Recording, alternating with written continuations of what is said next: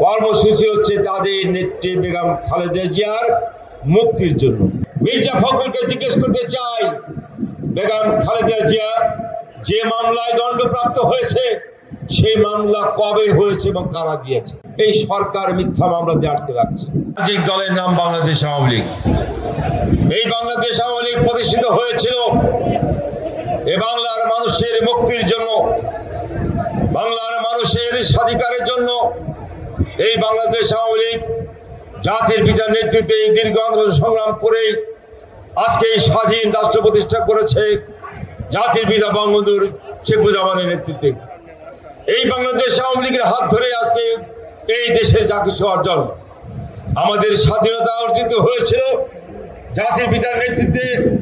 আর এই বাংলাদেশের অর্থনৈতিক মুক্তি আমাদের প্রতিষ্ঠিত হয়েছে জাতির পিতার কন্যা, সুযোগ্য কন্যা, বাংলাদেশের মাননীয় প্রধানমন্ত্রী বঙ্গবন্ধু কন্যা জয়ন্তী শেখ হাসিনার নেতৃত্বে।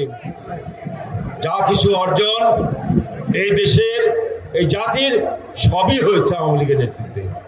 আওয়ামী লীগের বাইরে আর কেউ কিছু এই দেশের জাতির জন্য করে যেতে পারে নাই। বন্ধুরা আমার, এই আওয়ামী লীগের সঙ্গে বাংলার মানুষের আবেগ জড়িয়ে আছে। এই আওয়ামী লীগের সঙ্গে বাংলার কোটি কোটি মানুষের অনুভূতি জড়িত আছে।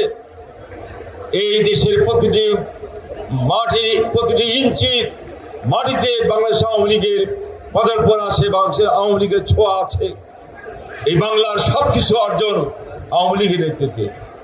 সেই আওয়ামী লীগ আজকে জয়ন্তী শেখ হাসিনার নেতৃত্বে আমরা সেই জাতির পিতা বঙ্গবন্ধুর স্বপ্ন, একটি উন্নত আত্মমর্যাদাশীল অসামাজিক চেতনার বাংলাদেশ গড়ার লক্ষ্যে আমরা দ্রুত এগিয়ে যাচ্ছি।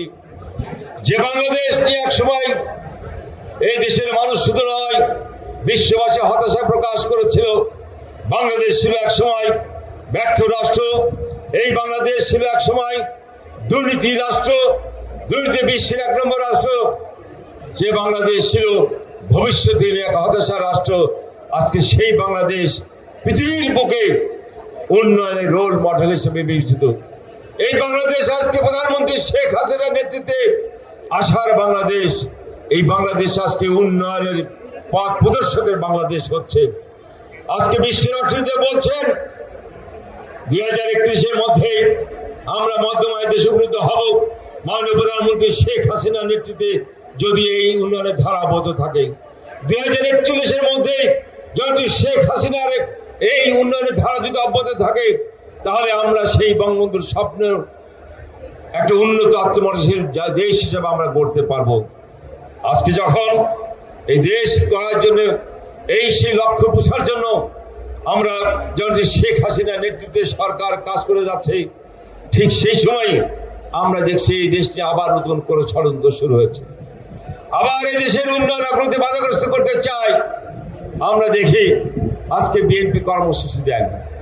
কিসের কর্মসূচি? কর্মসূচি হচ্ছে তাদের নেত্রী বেগম খালেদা জিয়ার মুক্তির জন্য।